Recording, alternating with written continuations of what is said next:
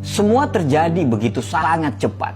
Hanya butuh waktu 10 tahun untuk menggantikan wartel menjadi handphone.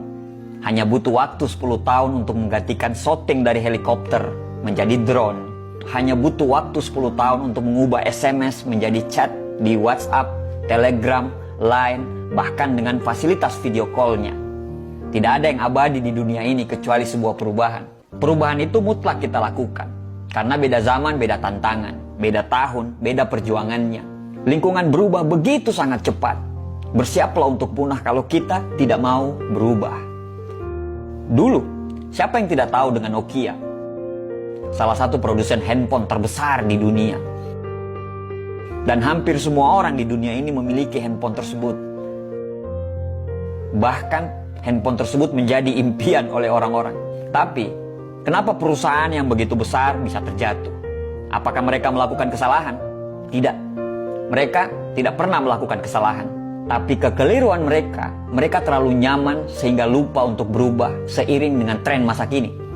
Akibatnya, perusahaan mereka digilas oleh pesaing lain dengan sangat cepat.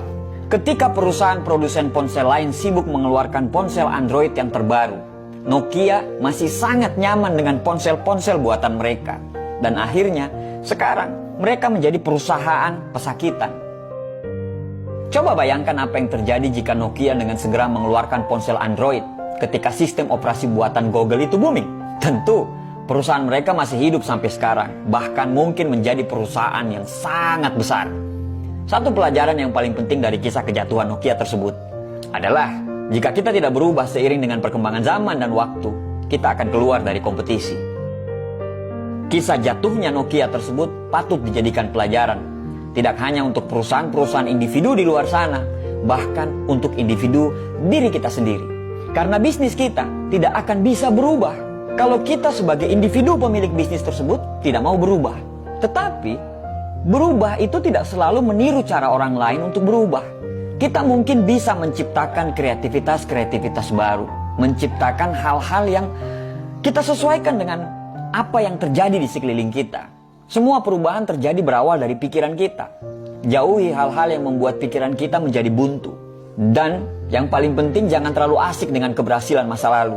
Karena harus kita ingat bahwa apa yang pernah kita dapatkan di masa lalu belum tentu bisa kita dapatkan di masa saat ini.